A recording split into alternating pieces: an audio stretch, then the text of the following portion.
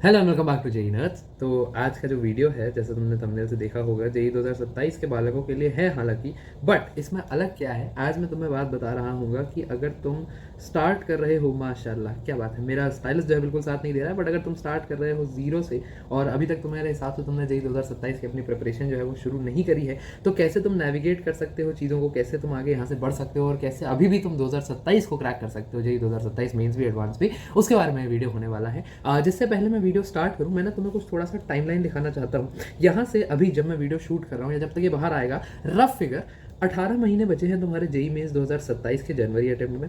अप्रैल attempt में तुम्हारे 21 महीने का समय बचा हुआ है और जेई एडवांस जो कि जनरली मई से जून के समय में होता है, मैं थोड़ा सा ही पतला कर देता हूँ, जो कि जनरली मई से जून के समय में होता है, उसमें 23 मंथ बचे हुए हैं। ठीक है, तो तुम्हारा यहाँ से कंक्लूजन जो ये निकल कर आता है वो ये है कि there is still a lot of time, तुम्हारे पास अभी भी टाइम है, तुम्हें अभी से परेशान होके और थक हार के बैठने की ज़रूरत नहीं है। अब यहाँ से इन महीनों में ये 18, ये 21, ये 23, इनमें क्या तुम्हें करना है, कुछ बातें जिनका ध्यान रखना है वो मैं तुम्हें बताऊंगा, जिससे तुम जेई 2027 को एस कर सको। तो इसी के साथ अपन वीडियो को स्टार्ट करते हैं।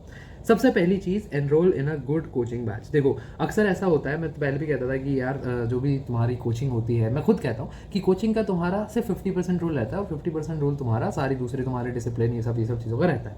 परंतु इसमें एक बात आती है जो कि तुमने मेरी कई वीडियोज़ में देखी होगी, मैं कई वीडियोज़ में ये बात तुम्हें पहले ही बता चुका हूँ। कोचिंग से ना तुम हमेशा एक ट्रैक पे रहते हो, तुम्हारे सारे जो भी रिसोर्सेज हैं एक जगह पे, तुम्हारे रिसोर्सेज तुम्हें मिल जाते हैं, तुम्हारी सारी गाइडेंस तुम्हें एक जगह मिल जाती है और तुम्हारा ना एक ऐसे प्रॉपर जो वही ट्रैक या एक मतलब फ्लो जो है, फ्लो मेजर जो है वो कोचिंग से बना रहता है। अब जैसे जैसे एडटेक्स आ गए हैं, ऑनलाइन इंस्टीट्यूट्स आ गए, ऑनलाइन कोचिंग के बैचेस आ गए हैं, तो इसके साथ ये चीज़ और ज़्यादा अपने लिए फीजिबल और इजी हो जाती है कि अपन घर से बैठ के, मतलब जो बहुत बड़े बड़े नाम है कोटा में, वो तो तुम वहाँ अगर पढ़ना चाहो जैसे मोशन वगैरह, तो वो वहाँ ऑलरेडी पढ़ा रहे हैं, तो उनसे तो बच्चे अभी भी रैंक फोड़ रहे हैं। लेकिन अब यही प्रोग्राम्स जो है ये तुम्हारे ऑनलाइन भी आ गए, कई सारे एडटेक्स आ गए, तो ये घर के जो कंफर्ट से पढ़ने वाली चीज़ है वो काफ़ी क्रेजी है। तो मेरे हिसाब से अगर तुम्हें कोचिंग बैच अच्छा चूज कर लेते हो यहाँ से, तो एक ट्रैक तुम्हें मिल जाएगा, एक ट्रैक पर तुम आ जाओगे और ट्रैक पर नहीं आ जाओगे, मतलब एक राइट पथ पे आ जाओगे। ठीक है, और वो तुम्हें काफ़ी ज़्यादा फायदा करेगा। तो अपना ड्यू डिलीजेंस करके सारी चीज़ें परख समझ के, कौन सा बैच है, कितना उसमें टीचर्स पढ़ा रहे हैं, क्या उस इंस्टीट्यूट से रैंक्स निकल रहे हैं या नहीं निकल रहे हैं, उनका ऐप इंटरफेस कैसा है, क्या फ्रीक्वेंसी है क्लासेस की, कितना वो सीरियस है, कितना बड़ा नाम है एडटेक, या उन पर ऐसा तो नहीं है कि कुछ मतलब इश्यूज वगैरह रहे हो। ये सारी चीज़ें चेक करके एक अच्छी कोचिंग चूज कर लेना, ऑफलाइन या ऑनलाइन, हमेशा तुम्हारे लिए फायदेमंद रहेगा। ठीक है, तो अब बात चली है अच्छा कोचिंग चूज करने की और अच्छे कोचिंग के इंपॉर्टेंस की। तो एक बहुत मजेदार बात है कि कोटा के सारे क्लासेस, कोटा की क्वालिटी ऑफ एजुकेशन अब हर घर में पॉसिबल हो पाएगी, क्योंकि मोशन एजुकेशन ने लॉन्च कर दिया है अपना अनुशासन बैच या अनुशासन प्रोग्राम। अब इसकी क्या खास बातें हैं वो मैं जरा नोट करके लाया हुआ हूँ और तुमको डिटेल में रिसर्च करने के बाद सत्य बता रहा हूँ प्रॉपर। ये ऐसा पहला अपने आप में बैच है जो एक ट्रस्ट बिल्ड करेगा और मॉनिटरिंग साथ में देगा। बच्चों को लगता है कि ऑनलाइन में एडटेक में एक पर्सनलाइजेशन वाली चीज़ नहीं है, पेरेंट्स को लगता है कि एडटेक में मॉनिटरिंग नहीं है, ऑनलाइन क्लासेस में हमारा बच्चा क्या कर रहा है, कैसे कर रहा है, कुछ पता नहीं है। तो दोनों ही प्रॉब्लम्स को यहाँ पे मोशन कोटा ने बहुत अच्छे से सॉल्व कर दिया है। कैसे? तुम्हें जो अनुशासन बैच है ये पहला इंडिया का monitoring based JEE NEET program होने वाला है। इसके अंदर तुम्हारी सारी क्लासेस में पहली बात तो बैच का साइज 120 पे कैप कर दिया है, तो ऐसा नहीं है कि हजारों बच्चों का बैच है और उसमें कुछ पर्सनलाइजेशन है ही नहीं। 120 बच्चों का आराम से जो पर्सनलाइजेशन है टीचर के साथ वो मेंटेन होगा। दूसरा, सारे जो सेशंस होंगे इसमें तुम्हारी वीडियो वगैरह ऑन रहेगी, तो मॉनिटर्ड सेशंस रहेंगे।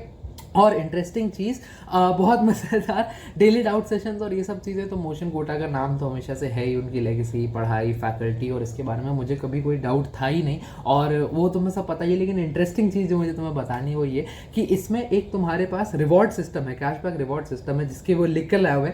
सबसे पहले दिन अगर तुम प्रॉपरली क्लास अटेंड करते हो अपने वीडियो ऑन होने के साथ और होमवर्क, डीपीपी वगैरह सब वक्त से सबमिट करते हो, तो तुम पैसे कमा सकते हो। तुम्हें डे 1 पे 70 रुपीज़ मिलते हैं, डे 2 पे 80, डे 3 पे 90, रेगुलरिटी पे बनी रहे, और डे 4 और इसके आगे सारे दिनों पे तुम्हें 100 रुपीज़ पर डे मिलते जाते हैं। तो अगर ये समझ लो कि तुमने यहाँ से 200 दिन जो एक साल पे अगर प्रॉपरली किया जाए तो तुम 20,000 रुपए तक खुद कमा सकते हो। बट इसमें दिक्कत ये है, कैच ये, दिक्कत नहीं है, तुम लोगों के लिए दिक्कत है, कैच ये है कि तुम्हें एक भी दिन अपनी क्लासेस वगैरह मिस नहीं करनी। वो अगर तुमने करी तो काउंटर रीसेट हो जाएगा, तो उसका तुम ध्यान रखना। ये तुम्हारे लिए फिर एक एक्सेलरेटर लेगा कि हाँ, हम तुम्हें रोज प्रॉपर रहोगे कि अच्छा आज मेहनत करनी है, जाना है, पढ़ना है, क्लास अटेंड करनी है। तो जो सीरियसनेस नहीं नहीं होती ऑनलाइन में, बच्चों को भी लगता है बैच लेने से पहले वो यहाँ खत्म हो गई है। पूरी तरीके से तुम्हारी अटेंडेंस ट्रैक की जाएगी, तुम्हारे होमवर्क सबमिशन स्टार्ट किए जाएंगे और तुम्हारा टेस्ट पार्टिसिपेशन, किसी के पेरेंट्स को अगर डाउट हो तो ये तीनों ही मुझे लगता है उनको बताई जाएगी बातें, और पेरेंट्स को हमेशा लूप में रखा जाएगा। ऐसा नहीं है कि तुम क्या पढ़ रहे हो किसी को खबर ही नहीं है। अब मजे की बात है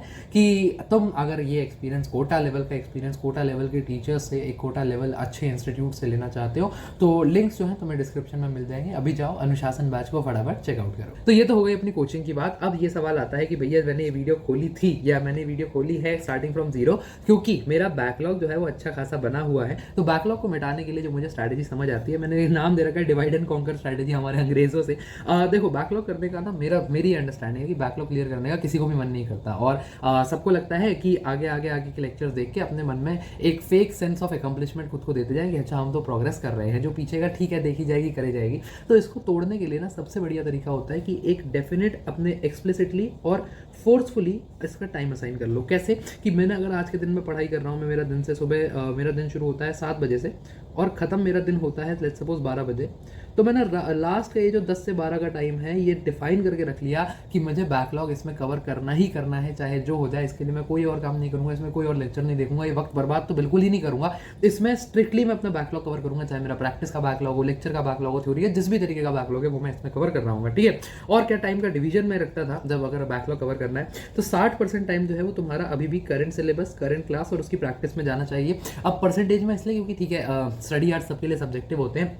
30% टाइम जो तुम्हारा बच रहा है वो बैकलॉग्स में, प्रैक्टिस ऑफ दैट बैकलॉग, और यहाँ 10% लिखना लिखा नहीं है, 10% टाइम तुम्हारा रिवीजन में जाता है, ठीक है। तो ये तुम्हारे टाइम का ब्रेकडाउन रहेगा जब तक तुम्हारा बैकलॉग खत्म नहीं हो जाता। वो डिपेंड भी, ये भी तुमको शिफ्ट कर सकते हो इसको, इस बात पर डिपेंड करेगा तुम्हारा कितना बैकलॉग है। अगर बहुत ज़्यादा बैकलॉग है तो ये रिवीजन का 10% टाइम भी तुम इधर देके इसको 60-40 कर सकते हो, ठीक है। अगर लगता है कि बहुत ज़्यादा बैकलॉग नहीं है तो आराम से रिवीजन और करंट को हटा के बैकलॉग को 15% टाइम देके इन दोनों को 85% टाइम दे सकते हो। वो तुम अपने हिसाब से जो भी है वो कर सकते हो, बट कहने का ये कि एक्सप्लिसिटली एक टाइम खुद के लिए डिफाइन करना पड़ेगा कि अच्छा इस समय में मुझे बैकलॉग निपटाना ही निपटाना है। अभी निपटा लोगे बहुत ज़्यादा फायदे में रहोगे, इसमें मैं आगे भी बात करता हूँ। अब एक बहुत मेजर सवाल आता है तुम बालकों का कि can I use one shots to cover my backlog. इसका सीधा स्पष्ट जवाब, जो कि मुझे लगता है नहीं है कि तुम लोगों को सुन के पसंद आएगा, it is a big no. कुछ केसेस को छोड़ दो तो उसके अलावा ऐसा नहीं करना है, क्योंकि अगर तुम 2027 की तैयारी कर रहे हो तो ये मैं मान के चलूंगा कि तुम्हारे अधिकतम जो चैप्टर्स हैं वो तुम पहली बार पढ़ रहे हो, और जब कंसेप्ट अपन पहली बार पढ़ते हैं तो वन शॉट उसके लिए एडवाइजेबल नहीं होता है। ये मेरा स्टैंड हमेशा रहा है। अगर कोई चैनल देखता है तो उसको ये बात ऑलरेडी पता होगी, नए लोगों के लिए प्लीज़ मैं रिपीट कर रहा हूँ,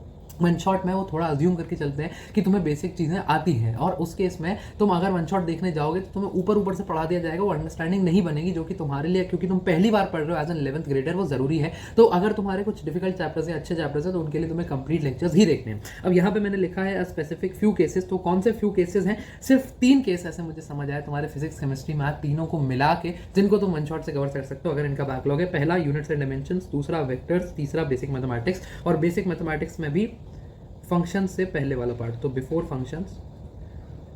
अगर तुम्हारा ये तीनों का बैकलॉग है तो इसको तुम वन शॉट से कर सकते हो। क्यों? क्योंकि ये थोड़े इजी है और ये तुम्हारे इसका अंडरस्टैंडिंग तुम्हें 9th एंड 10th में थोड़ी बहुत हो चुकी होती है, इसलिए तुम इसको वहाँ से पढ़ सकते हो वन शॉट से। इसमें मेजरली फैक्ट्स हैं, ज़्यादा कुछ समझने का होता नहीं है। वेक्टर वगैरह में भी एडिशन सब्सट्रैक्शन तुमने पढ़ा होता है। एक होता है जनरली वेक्टर ट्रिपल प्रोडक्ट, या उसको हम वेक्टर प्रोडक्ट भी कहते हैं, तो ट्रिपल प्रोडक्ट नहीं सॉरी वेक्टर प्रोडक्ट भी कहते हैं, जैसे स्केलर प्रोडक्ट, डॉट प्रोडक्ट होता है। तो उसको थोड़ा सा देख लेना, थोड़ा डिटेल में देख लेना। बाकी ये तीनों को तुम कर सकते हो। इसके अलावा कोई भी चैप्टर चाहे स्टोइशियोमेट्री, काइनेमैटिक्स, किसी भी तरीके का चैप्टर तुम्हें अभी वन शॉट से नहीं करना है। अगर तुम 12वीं में होते तुम्हारा बैकलॉग होता तो मैं तुम्हें ये कुछ तो बजा, बहरहाल ठीक है, अगर तुम 12वीं में होते तुम्हारा बैकलॉग होता तो मैं तुम्हें ये प्रिविलेज दे देता या ये अनुमति दे देता, बट अभी ये तुम्हारे पास प्रिविलेज नहीं है और तुम्हें ये नहीं करना है, चाहे कुछ हो जाए, ठीक है।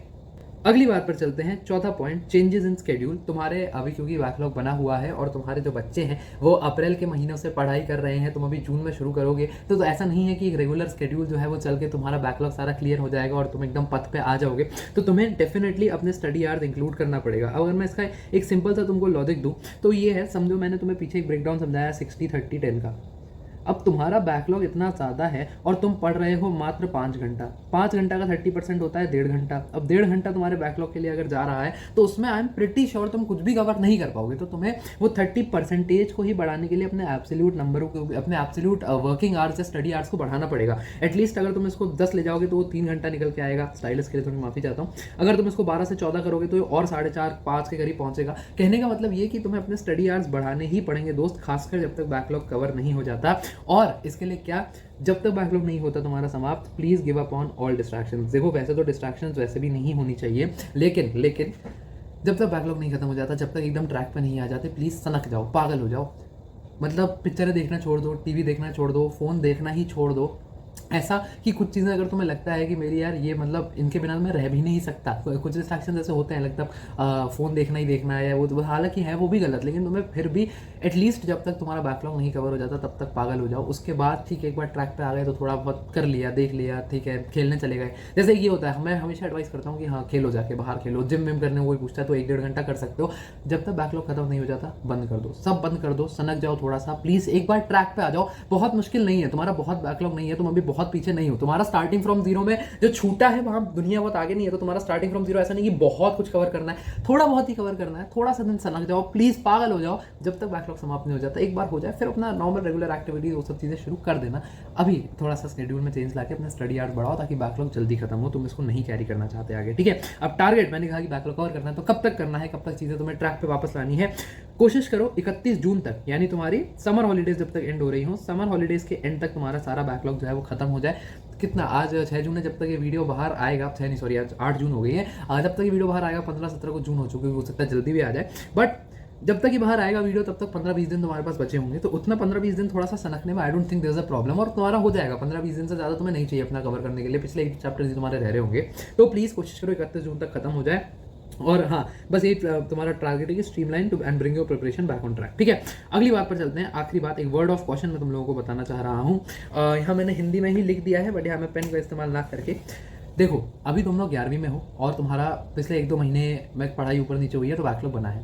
तुम्हारा बैकलॉग को कवर करने में मैक्सिमम तुम्हें 10 से 15 दिन का टाइम लगेगा, वो भी अगर तुम इजी करने पे गए।